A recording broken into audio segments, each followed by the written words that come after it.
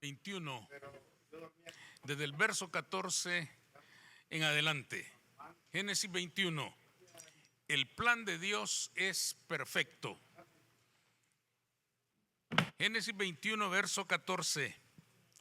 Dice: entonces Abraham se levantó muy de mañana y tomó pan y un odre de agua y lo dio a Agar, poniéndolo sobre su hombro, y le entregó al muchacho y la despidió.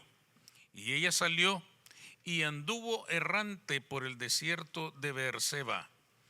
Y le faltó agua del odre y echó al muchacho debajo de un arbusto. Y se fue y se sentó enfrente, a distancia de un tiro de arco, porque decía: no veré cuando el muchacho muera.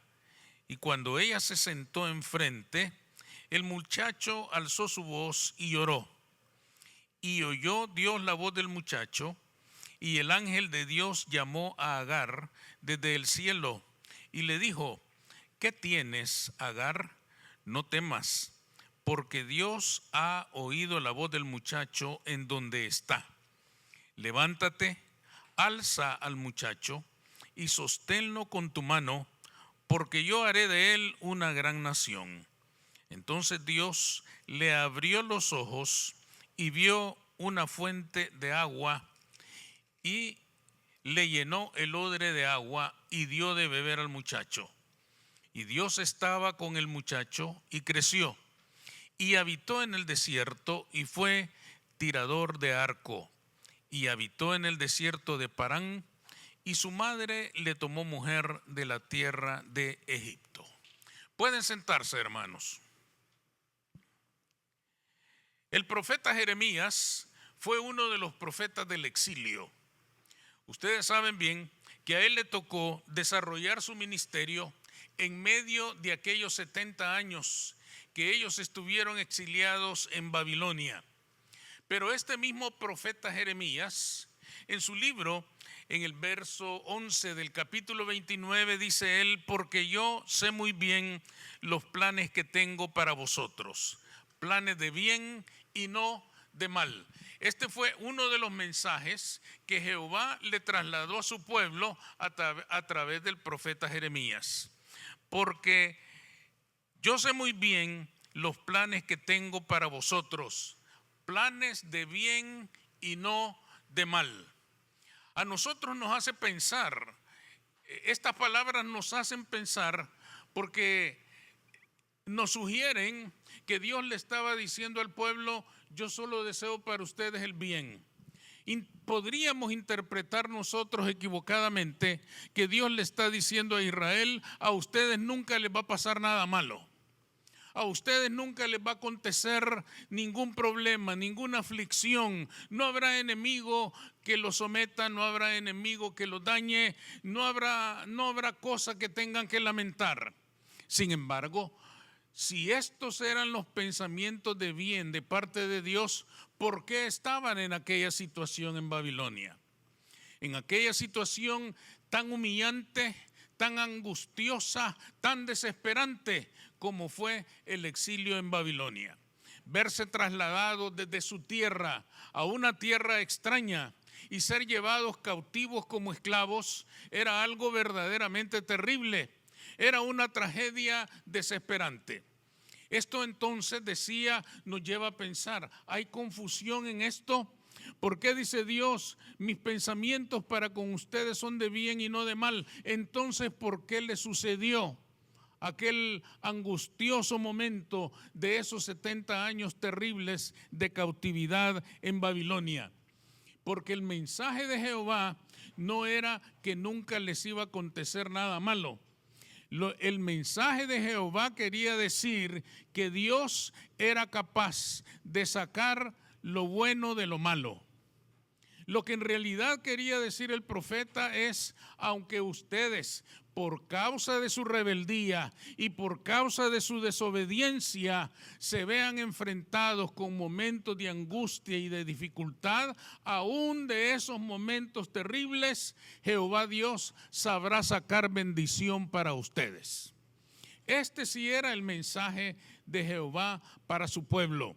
Nosotros debemos de tomarlo en cuenta porque Dios tiene planes para cada uno de nosotros y sus planes son de bien y no de mal. Si hay algo que Dios no le puede hacer al ser humano es el mal, porque Dios es bueno. Si las dificultades llegan a nuestra vida, llegan porque la vida es problemática, porque la vida es complicada y a veces llegan por nuestras propias rebeldías, por nuestros propios errores, por nuestras propias confusiones, pero no porque Dios nos haya enviado un mal particularmente a nuestra vida.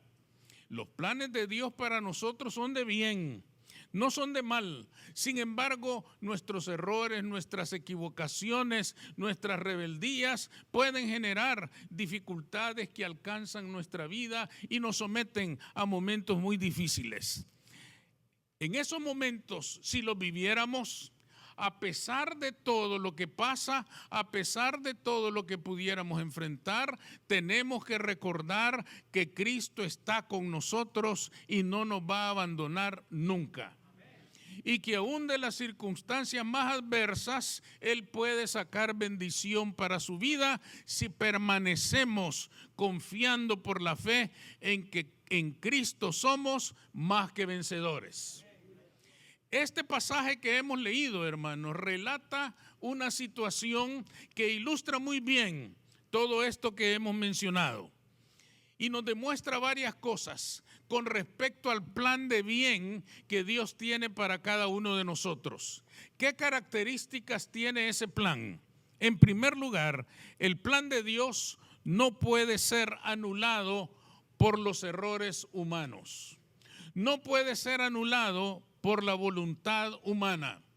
En este pasaje que leímos, nosotros encontramos a Agar y a su hijo Ismael siendo echados del campamento al desierto. Un momento muy trágico y muy terrible. Todos ustedes conocen los antecedentes de esta situación. Abraham fue bendecido por Dios y entre las muchas bendiciones que recibió, Dios le prometió que le iba a dar un hijo. Y a partir de ese hijo iba a tener gran descendencia. Abraham lo creyó por la fe. Y dice la Escritura que a Abraham aquella fe le fue tomada por justicia. Porque él creyó verdaderamente que a pesar de ser él un anciano y su esposa igualmente anciana, ellos iban a tener aquel hijo de la promesa. Él lo creyó, pero Sara no. Sara prefirió resolver las cosas a su manera y por su propia mano. ¿Qué fue lo que Sara hizo?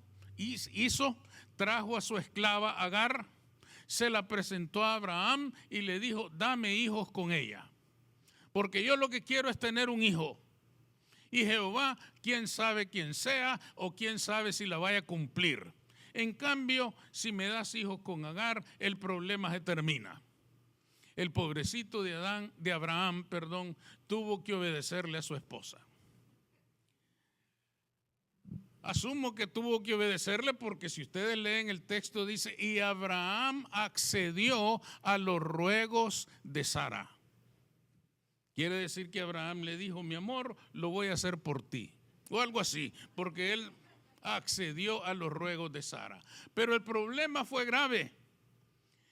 Aquel hijo nació, el hijo de Agar se llamaba Ismael. Y resulta que más adelante se cumplió la promesa de Jehová. Y nació el hijo de la promesa, Isaac. Y entonces la misma Sara, fíjense cómo son las cosas. La misma Sara que le había dicho, dame hijos con mi esclava, ella misma le dijo, ahora me sacas a esta mujer y a este niño de aquí.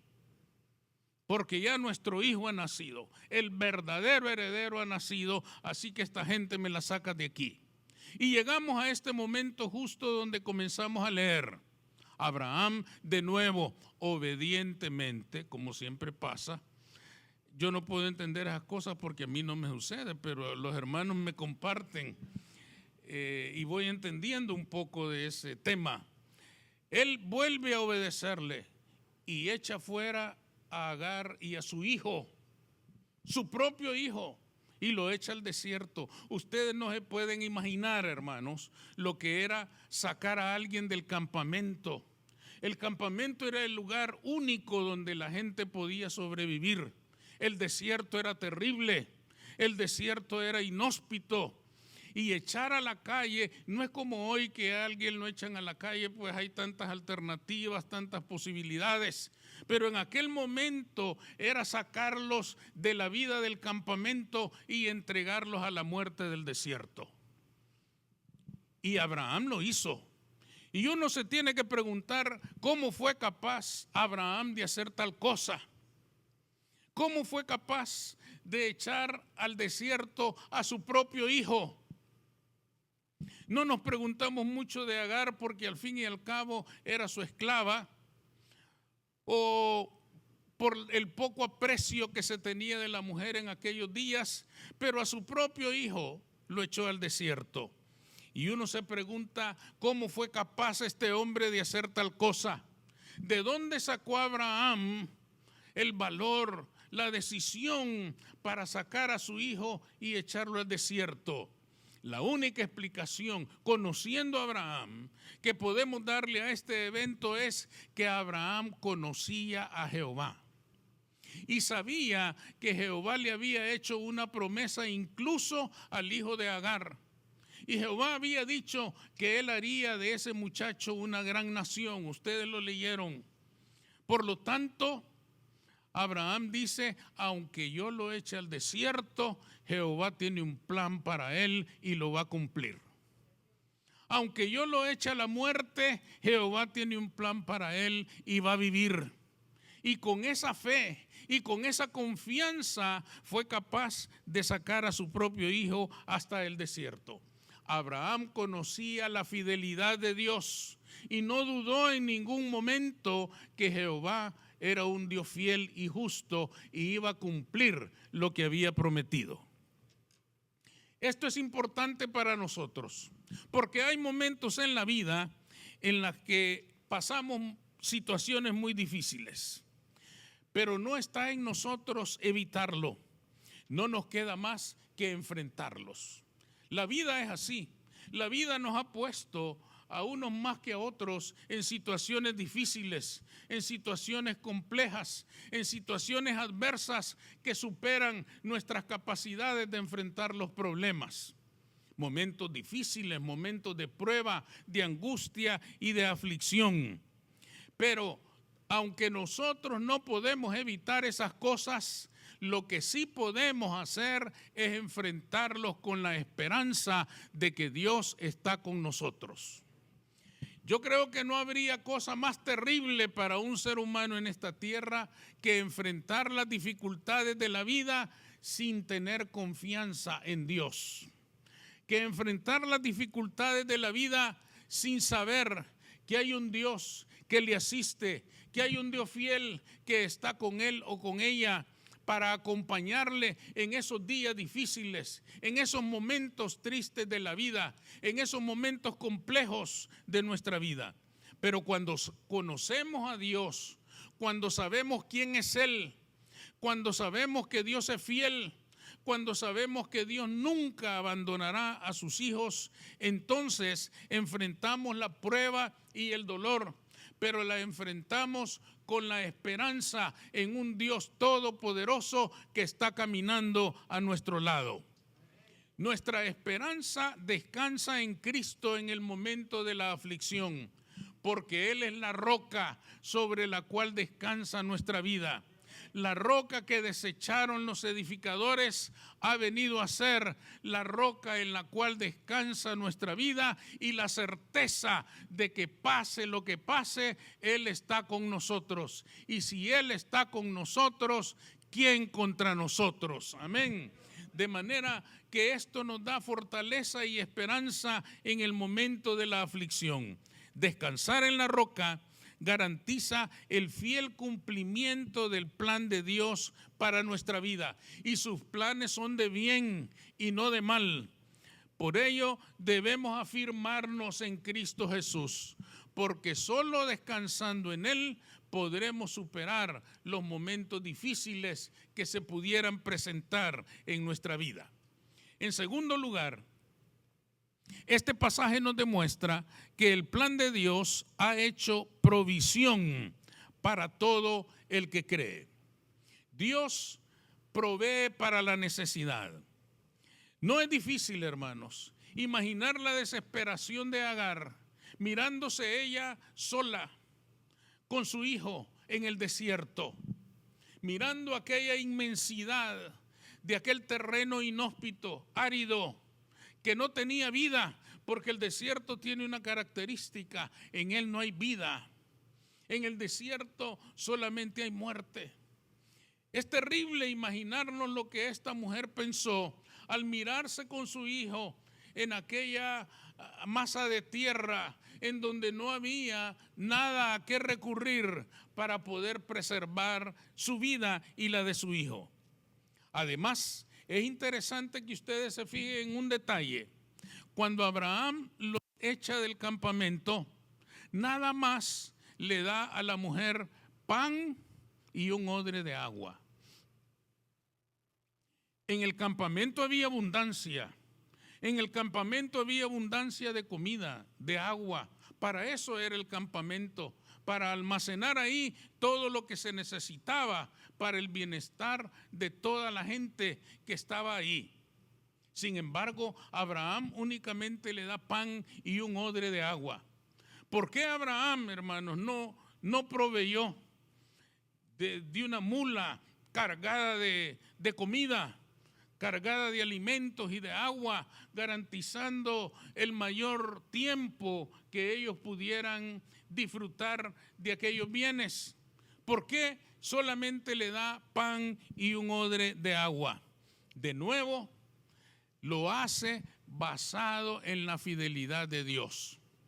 Abraham está seguro de que aunque él le diera un montón de comida, un día se iba a terminar. De cualquier manera, ellos estaban condenados a morir, excepto si Dios estaba con ellos. Para él, hermanos, era lo mismo darle un montón de comida o darle solamente lo necesario para un día quizás. Él sabía bien que Dios no los iba a abandonar. Había una promesa de Dios, de que tenía planes de bien para su pueblo y Dios la iba a cumplir. De manera que a él no le preocupó tanto qué llevarían para el viaje, con qué contarían para aquel viaje, que era un viaje, hermanos, en términos humanos, hacia la muerte. Todavía nos va a asombrar más si seguimos leyendo con atención. Agar, hermanos, se ve en una situación de desesperación tan grande. El agua del odre se terminó. Y ella pone a su niño, dice, debajo de un arbusto. Quizás el único punto donde había un poco de sombra. Y él entonces pone al niño debajo del arbusto. Quizá para que conservara lo último de vida que le quedaba. Y fíjense bien ustedes en algo. Dice ella, así no veré cuando el niño muera. Quiere decir entonces, hermanos, que en el corazón de Agar ya no hay esperanza. En el corazón de Agar se terminó todo. Sin embargo, el Señor le abre los ojos y divisa inmediatamente una fuente de agua. Fíjense ustedes en algo muy interesante. Dios no hace la fuente de agua en un instante. Él lo podía haber hecho, Él es Dios. Pero no lo hizo en un instante. La fuente de agua ya estaba allí, pero Agar no la había visto. Y dice que Dios le abrió los ojos y ella miró la fuente de agua y ellos tomaron, bebieron y siguieron adelante. ¿Qué quiere decir esto para nosotros, hermanos? Cuando estamos en aflicción, se nos olvida todo. Cuando estamos en una prueba, se nos olvida todo, incluyendo que Dios es todopoderoso. La aflicción tiene esa característica. Cuando pasamos un tiempo de prueba, todo se borra de nuestra mente.